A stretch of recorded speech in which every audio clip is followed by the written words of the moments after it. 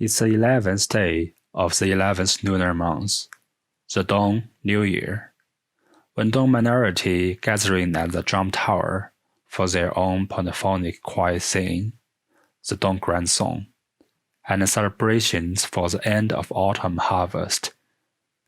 This type of vocal gatherings helps with knowledge and cultural inheritance, ethnic identity, mate selection, and communications between individual or collective. It not just happened at the New Year, but act as a main method of communication and celebration, occurred at every festival, or even throughout the whole life of Dong people. As one of 56 ethnic groups in China, the Dong minority live mostly in Southeast. They are famed for their three treasures: Wind and Rain Bridge, Grand Song, and Drum Tower. The drum towers are pyramidal buildings about 7 to 30 floors tall. Every Dong village has at least one drum tower in the center. It represents the Dong village and plays an important role in their lives. They could hold meetings and activities in them. Drum towers also known by the unique craftsmanship and the wood architectural technology, as there are no nails in the whole building. Instead, the Dong use mortise and tenons to secure, which could endure centuries in ethnic-prone environment. Rice nourish the body, and song nourish the soul. So goes a popular saying among the Dong. Their rich source of spiritual sustenance is, without doubt, the Grand Song, which proclaimed as a masterpiece of the intangible cultural heritage of humanity by UNESCO in 2009. There are a series of genres of Grand Song, including Douye songs, love songs, drinking songs, bride songs, children's songs, and mourning songs. As a typical genre, the Douye is a collective singing and dancing activity in the group visit between the villages.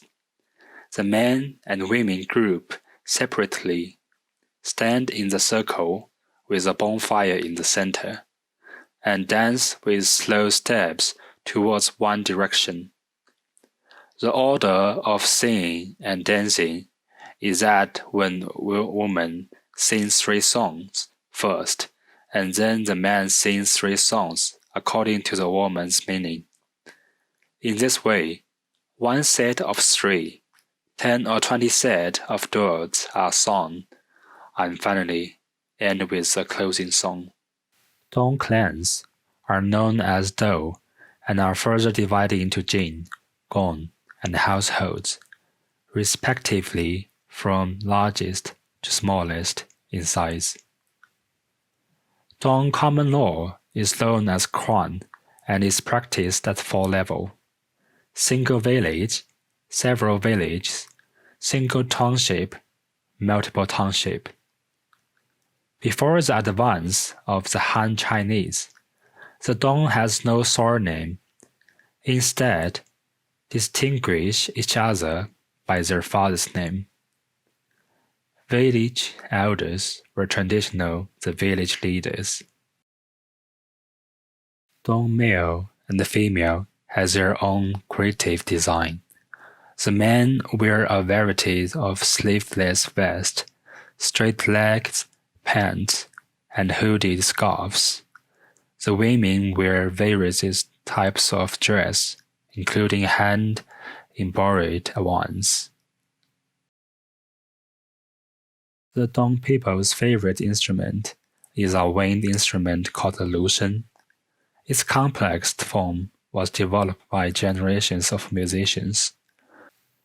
Prior to 1949, the feudal patriarch family was a basic social unit. Women were on the lowest rung of social ladder, and girls live separately on the upper floor. However, men could visit them by standing on ground floor and communicate by saying.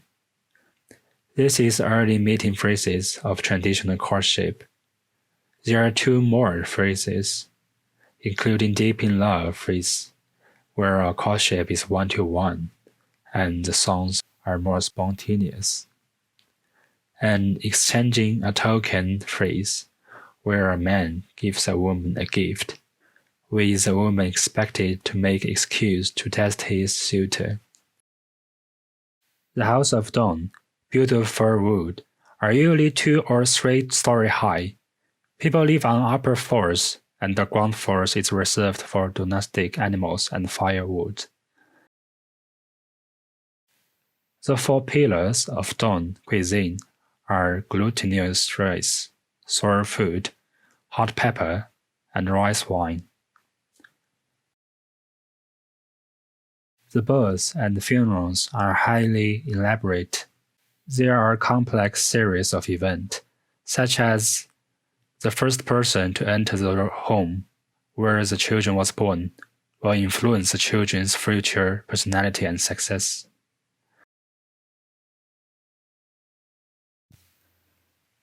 Due to the gradual accumulation of human modernization, Dawn grandson is facing the unpredictable, comprehensive impact of modern culture, foreign culture, and the market economy.